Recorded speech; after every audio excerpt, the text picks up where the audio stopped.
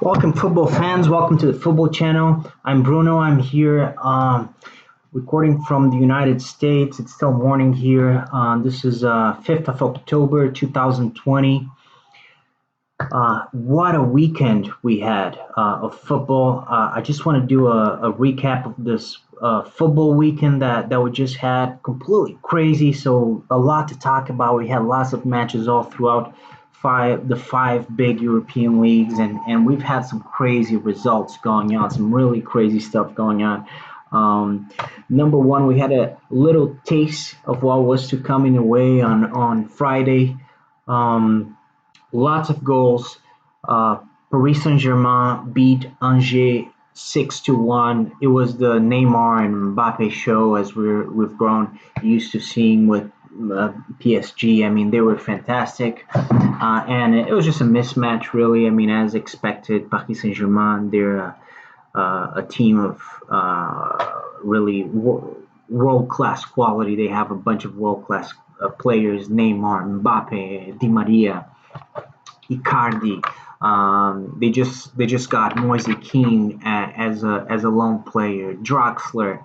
I mean, they have a dream team. They almost won the Champions League. They would have won. If they had won the Champions League, they would have won. They would have had won everything last season. So fantastic team, and it's just a mismatch beating Angers 6-1. But that was really just a taste of what was to come. We had so many goals this weekend and so many great matches. Atletico Villarreal, that wasn't a great game. That ended up 0-0. And Atletico, they started the season, they started this campaign in a fantastic fashion, really exciting fashion. They had us all excited, and it's starting to seem like false advertising because again 0-0, the second 0-0 in a row that they've had. This Atletico seemed toothless at times. Well, not at times, the whole time. And it's just a completely different picture than the one they painted for us in their first game with Granada, with Suarez coming in, scoring 2 goals, scoring 6 goals overall. They were a fantastic attacking football machine. And this Atletico looks more like a washed up version of Simeone's usual defensive team, and it's just not working. But only 3 games so far, so hopefully they'll improve. And they do have the quality. I mean, they have Suarez now, who's a little bit past his prime, but still a world class striker. They should be getting goals. They have Diego Costa, they have Angel Correa, they have a bunch of really talented. João Felix, obviously their most expensive signing in history. So really interesting team, and they even in a year with the COVID situation going on, they were still able to bring in Suarez, which is an exciting signing for free. So we I'm sure we have to. Atletico will be disappointed with these two goalless draws, and we have to expect more from them. I'm sure they want to give us more. Now moving on to the Premier League. Now that's when it started getting good. I mean, the Premier League was a festival of goals. It was absolutely bonkers this weekend, and Chelsea 4-0 against Crystal Palace. Another good performance by Chelsea. They weren't able to overcome Liverpool. That was a little bit too much for them. But otherwise, they've been pretty good this season, and they're growing. The new signings, they're gonna take some time to gel in, but they seem to be working. And Havertz had a good game, and overall 4-0 Chelsea against Crystal Palace. Very very confident performance. They did the job. Important points for them. And then Everton again. I mean, Everton, what a start of the season for Everton. They've been absolutely fantastic, and they're the big surprise so far. Of course, we're just getting started here, but Everton really, I mean, fantastic so far. James Rodriguez has come into the team and really added some quality, and they're just looking fantastic. They beat Brighton 4-2, and they're looking good. They're looking very good. And then Leeds, Manchester City, one of the not a lot of goals, just one goal apiece, but Leeds is looking beautiful. Marcelo Bielsa, and I really like Leeds because I went to university in Leeds, so I have a little bit of a emotional attachment to it. So but for a long time, obviously, Leeds was playing the third division, the second division, but they have a history, and Marcelo Bielsa has been able. They even named a street after him. He's been able to really create a very captivating team. They play beautiful football. They play attacking football. They just got Rodrigo, which is a fantastic signing, top class signing from Valencia. I mean, that's a huge signing, and he scored his first goal against Manchester City. Manchester City a little bit disappointing so far this season, but that's kind of what I expected. Manchester City that is not hasn't been able to quite find their footing yet, and a Leeds that is being very impressive so far in this year in which they're just coming back to the Premier League. Then we've had some Bundesliga action on Saturday as well, and lots of goals. Dortmund 4-0 against Freiburg. Dortmund is looking unbelievable, and they have so much potential, so much quality and youth and irreverence, creativity, energy. I mean, they're looking fantastic, and I kind of hope that Jadon Sancho will at least stay one more year. And because Dortmund they're a very exciting team, and Jadon Sancho is an integral part of that.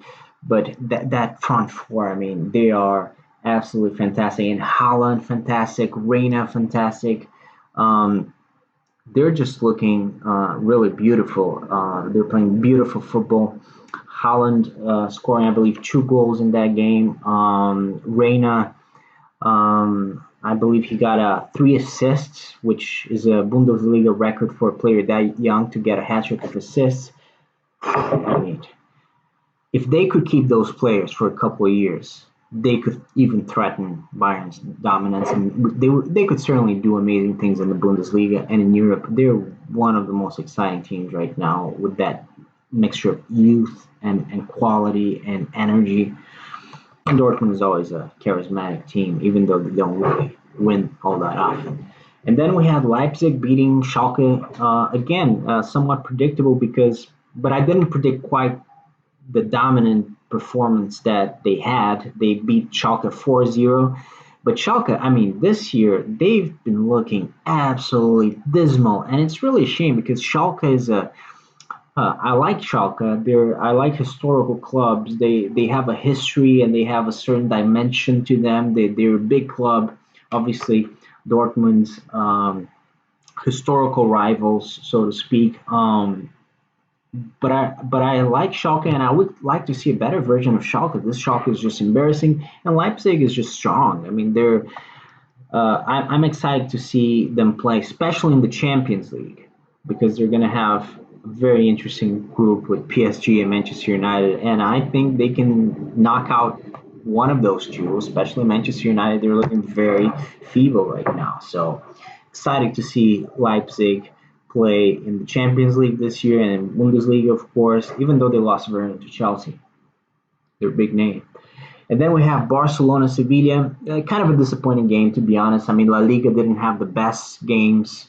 Barcelona, for the first time, they didn't look very good with Coleman. They looked a little bit uninspired. They conceded early, but then they got back into the game also pretty early with the Coutinho game. And only good news for them really was Coutinho. Coutinho looked very good again, and he's a different player. After he came back this season, he had a fairly good season with Bayern, and everybody just got a boost last year with Bayern because they just everything was working for them, and Coutinho obviously everything was working for him too, and this year he's looking very good. He's one of the best at Barcelona, and finally they spent a lot of money for him when they got him from Liverpool, and finally this looks like the Coutinho that Barcelona intended to sign.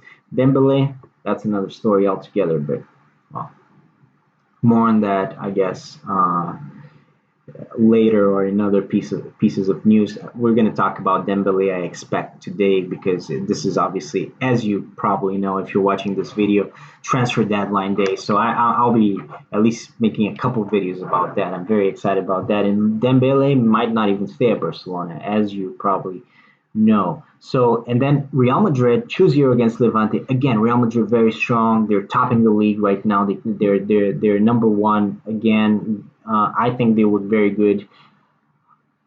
they're probably going to be able to defend the title. But obviously, Barcelona under Koeman, they're still a question mark. But obviously, they have the team to pose a challenge, and even Atletico and Sevilla against Levante. Again, the best thing about Real Madrid was Vinicius Junior, who really looks like he's coming into his own. Before, he was a very promising player. Obviously, when Real Madrid got him, he was one of the most promising young players in the world, and he looked good and all that. But then he just wasn't really a Real Madrid star player. But now he's growing, and he's very young, and I think he's gonna. He it looks like he's gonna turn into a superstar. And his biggest problem was really that he was able to make the plays, the passes, the dribbles, the combinations, but he was not looking so sharp in front of the goal. Now he's getting the goals, he's getting the assists, so especially the goals, and that is very good news. Real Madrid needs that. Now going to the Premier League, well, the Premier League was really the star of this weekend, and we've had some results that you wouldn't believe it until you actually see the footage because it was just crazy.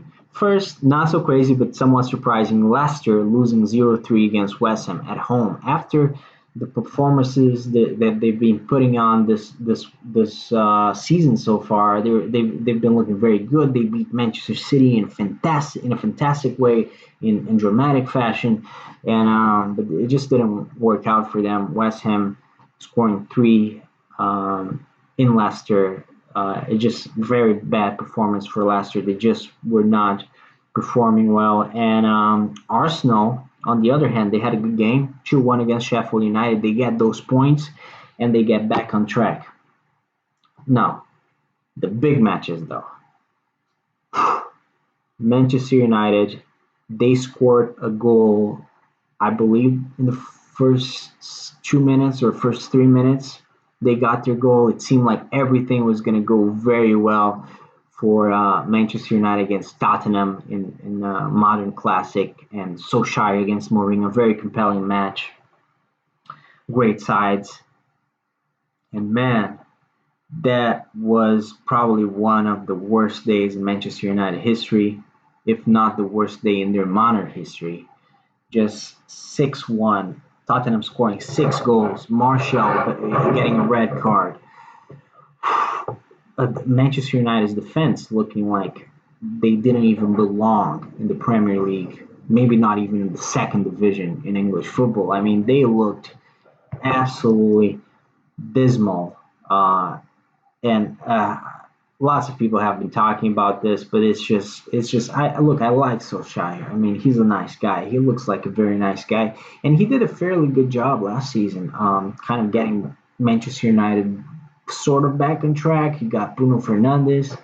Um, he qualified Manchester United for the Champions League. So I mean, he wasn't doing a very good job, but I think Solskjaer is probably not going to keep his job after this. And Manchester United, they're really not looking good this season. Uh, they're just looking very weak, very disjointed. Their defense is an absolutely tragic, or it's either a tragedy or a comedy or both. So they're looking really really bad. And honestly, I mean, yes, they need some new players, and I think today we're almost certainly going to be talking about their new signings.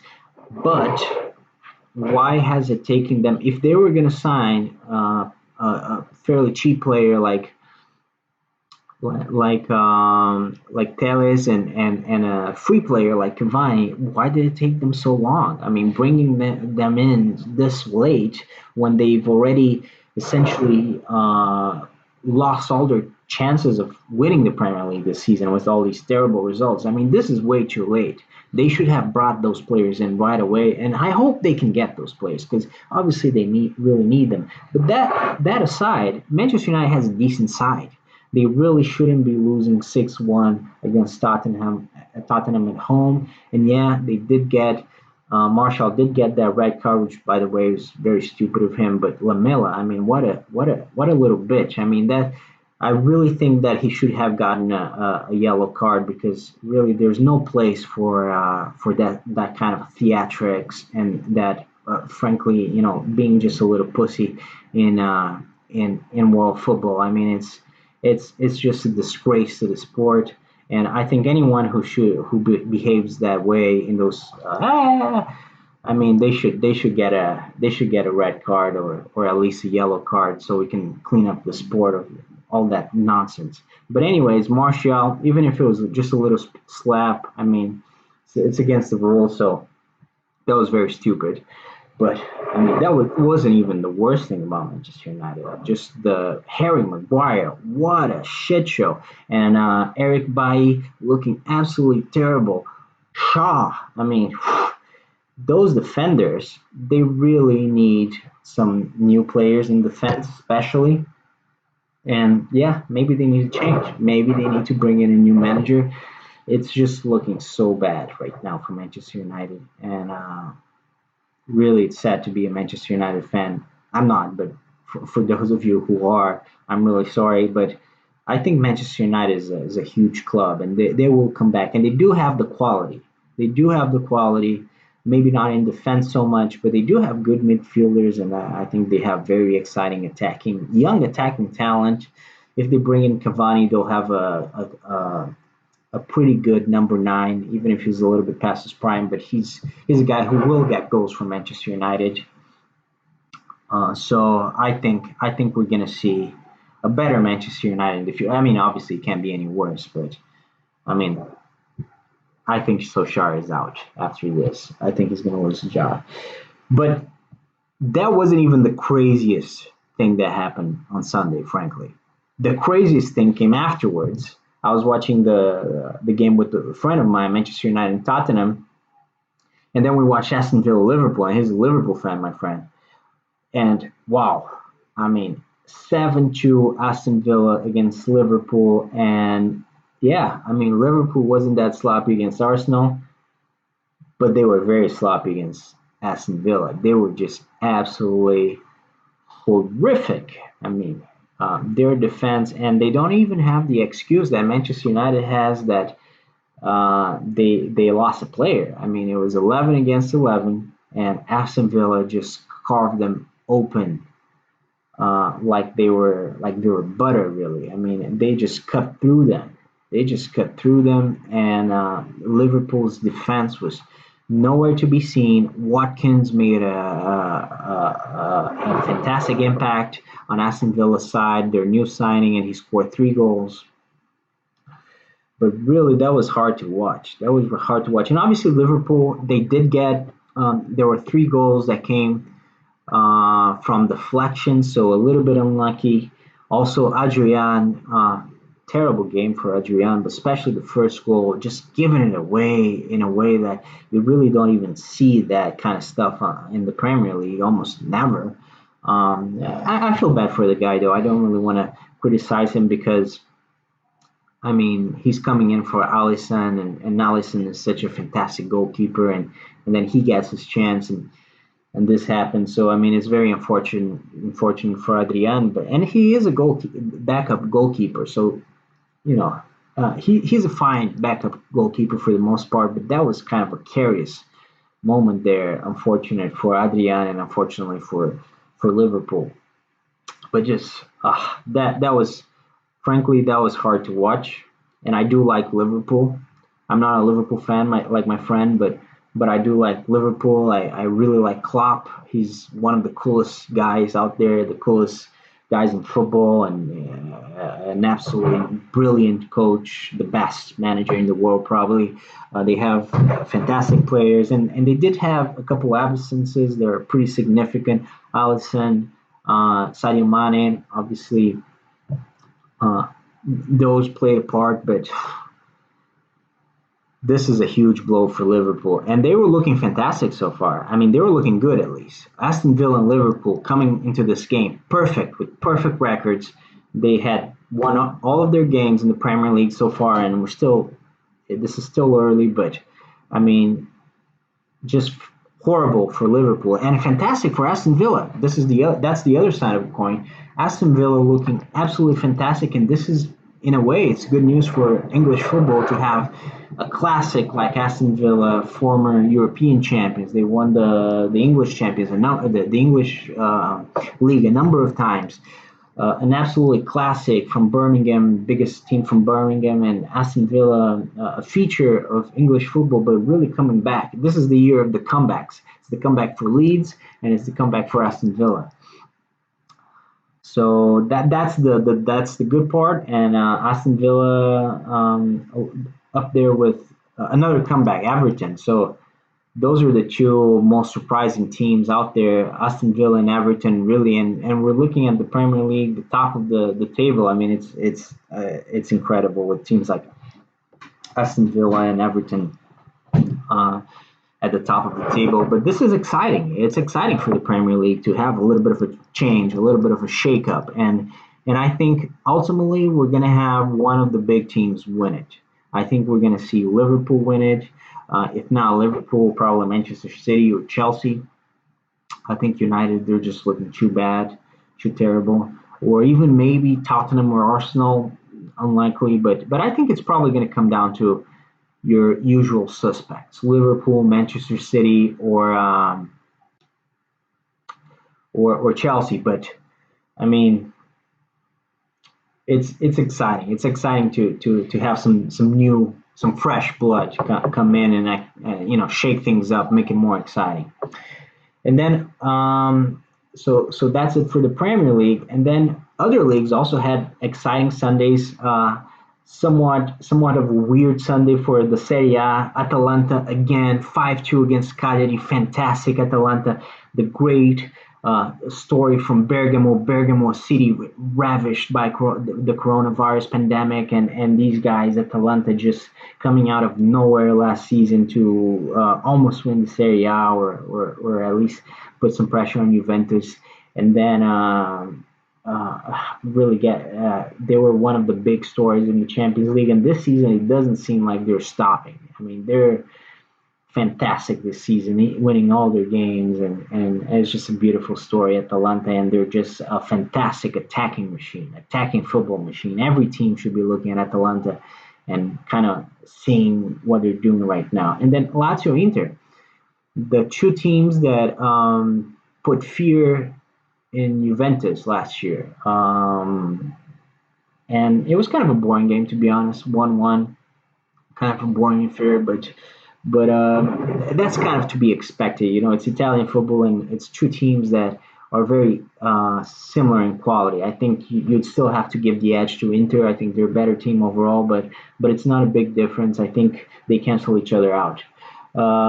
AC Milan, on the other hand, another comeback. Another guy. This is really the year of the comebacks. Maybe not even just in the Premier League, because AC Milan coming back strong. They're winning all their games in the Serie A, and I love to see AC Milan do a great job, because obviously they're a historical team, and it's so sad to see AC Milan really become a second-rate team. I think this might change this year, though. This team is looking good, and they might have something to say. I don't think they're gonna challenge for the Serie A. I don't think they have quite that capacity yet, but maybe, I would love to see AC Milan go back to the Champions League, and they just need to finish in the top four. I think they have the capability to do that. Juventus Napoli, the weird one. Juventus present they were there. They were ready to go. They presented themselves to play against Napoli, and Napoli just didn't show up. Napoli, obviously, because of the COVID situation, they have guys with COVID. This COVID thing has changed everything, but it's a little bit of a weird thing that the team just wouldn't show up, and Juventus were there. I mean, it was a weird situation. And then we had Bayern again do a fantastic job with Lewandowski scoring 4 goals for Bayern to beat Hertha Berlin 4-3. So another fantastic weekend of football, and now we're gonna go into the international break. But man, what a fantastic weekend of football!